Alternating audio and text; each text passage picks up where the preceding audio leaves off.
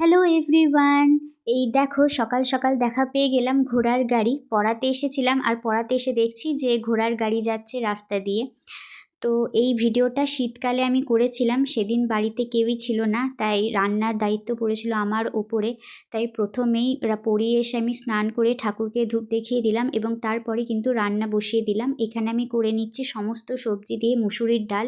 এই ডালটা আমার এবং আমার বাড়ির লোকের খুবই প্রিয়, তাই এই ডালটাই করে নিচ্ছি। ডাল প্রায় হয়েই গেছে, আর 5 মিনিট ফুটে নিক, তারপর বন্ধ করে দেব। এরপর পরপর অনেকগুলো রান্নাই করেছিলাম। এখন যেমন করে নিচ্ছি বাঁধাকপি।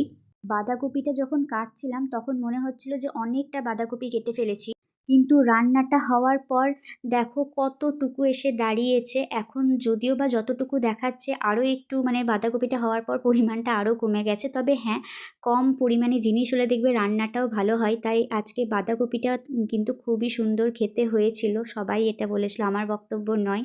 তো মোটামুটি বাঁধাকপিটাও হয়ে গেছে। তো এটা হওয়ার পর বসিয়ে দিয়েছিলাম ডিমের কারি। তো ডিমের কারিটা ফুটেই উঠেছে, আর একটু ফুটে উঠলে ভাজা ডিম যেগুলো ভেজে রেখেছি সেগুলো এখানে দিয়ে দিচ্ছি। তো ডিমগুলো দিয়ে দিলাম। তো ডিমগুলো দেওয়ার পর আরও 2-3 মিনিট ফুটিয়েছিলাম। তারপরে কিন্তু আমি দিয়ে দিয়েছিলাম গ্যাসটা অফ করার সময়, যেহেতু বললাম যে শীতকালে এই ভিডিওটা শ্যুট করা, আর শীতকালে তো জানো যে চারিদিকেই ধনেপাতা পাওয়া যায়। তো ওই সময় কিন্তু ডিমের কারির মধ্যে একটু করে ধনেপাতাও দিয়ে দিয়েছিলাম, যাতে খেতে একটু ভালো লাগে। তো রান্না মোটামুটি পারি আমি, খুব ভালো পারি তা কিন্তু নয়, মোটামুটি টুকটাক কাজ চালানোর মতো আমি রান্না করেই নিই। তো এই দেখো ধনেপাতাটা দেওয়ার পর আর 1 মিনিট মতো ফুটিয়েছিলাম, তারপরেই গ্যাসটা অফ করে দিয়েছিলাম আর ঢাকা দিয়ে দিয়েছিলাম। তো চলো বাঁধাকপিটা কেমন হয়েছে তোমাদেরকে দেখাই। মনে হচ্ছিল যে অনেকটাই কম হয়ে গেছে, তো অতটাও কিন্তু কম হয়নি যতটা কড়াইয়ের মধ্যে দেখাচ্ছিল। তো রান্না বান্না করার পর দেখছি একটা পার্সেল চলে এসছে নাইকা থেকে। পার্সেলটা আমি অর্ডার দিয়েছিলাম।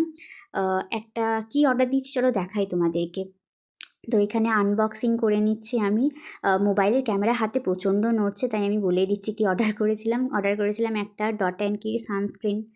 তো এই দেখো সানস্ক্রিনটা কিন্তু খুব ভালো। তারপর সন্ধ্যেবেলায় আজকে পরিয়ে নিচ্ছিলাম, কারণ আমার পরানো ছিল। তো এই করেই আজকে আমার দিনটা পেরোলো। তো কেমন লাগলো ব্লগটা অবশ্যই কমেন্ট করে জানিও। Tata, bye bye.